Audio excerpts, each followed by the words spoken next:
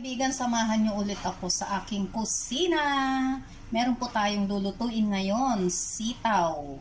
Sitaw with a twist, mga kaibigan. Papakita ko sa inyo kung paano ko lutuin itong ating sitaw sa ibang paraan naman ng pagluluto. Ayan, hiniwa-hiwa po natin siya ng maliliit. Ganito po, mga kaibigan, yan.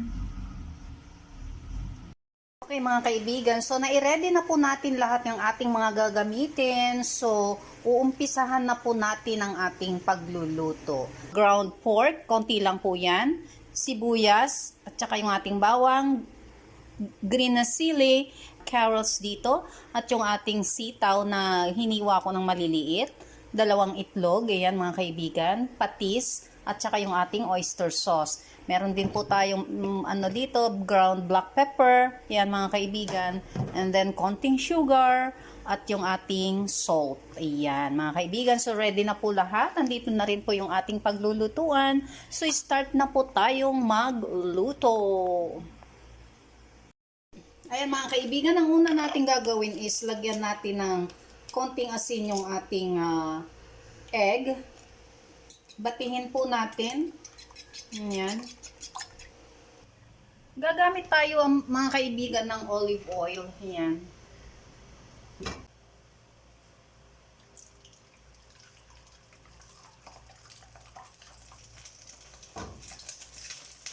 Para scramble egg siya mga kaibigan.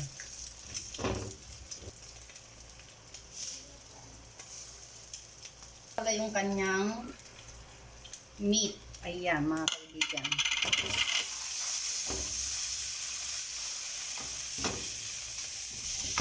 Lagyan natin ng ground black pepper.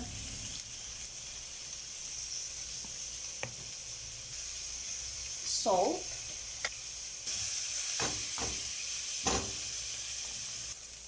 Ayan mga kaibigan, pwede na nating ilagay yung bawang.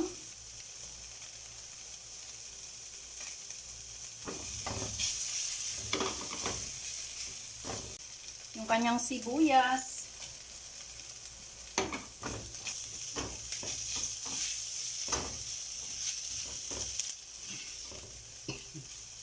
Carrots.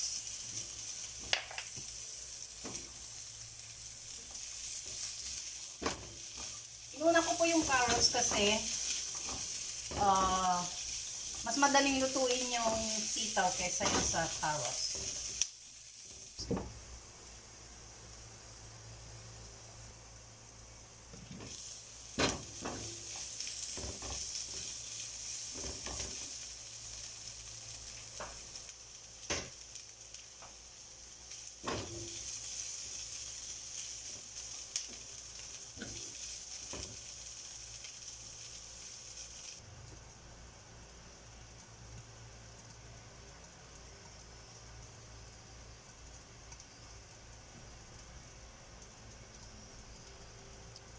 Check na po natin.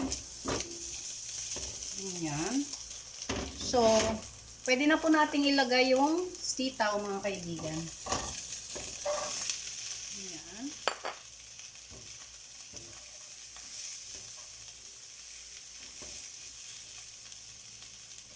Ilagay ko na rin po yung siling green. Patis. Oyster sauce.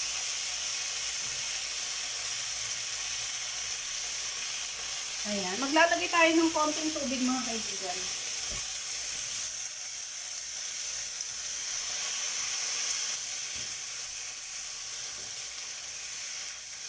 Takpan natin.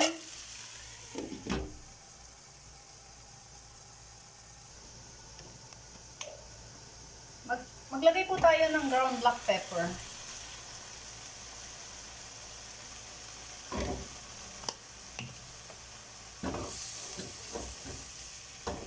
Nangangamoy na yung ating niluluto.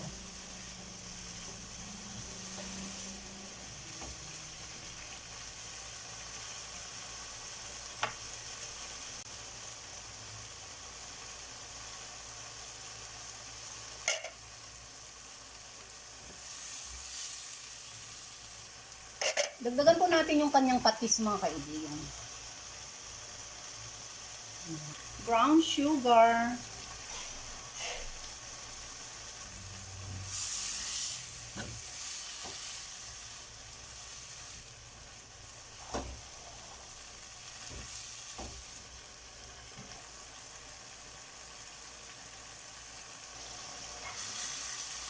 Ayan, luto na yung ating gulay. So, pwede na nating ilagay yung kanyang egg, mga kaibigan. Ayan.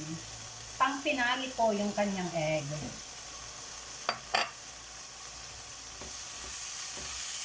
Ayan, mga kaibigan, luto na yung ating recipe for today. Ayan. Yan, naging colorful ang mga kaibigan yung ating sitaw, 'di ba?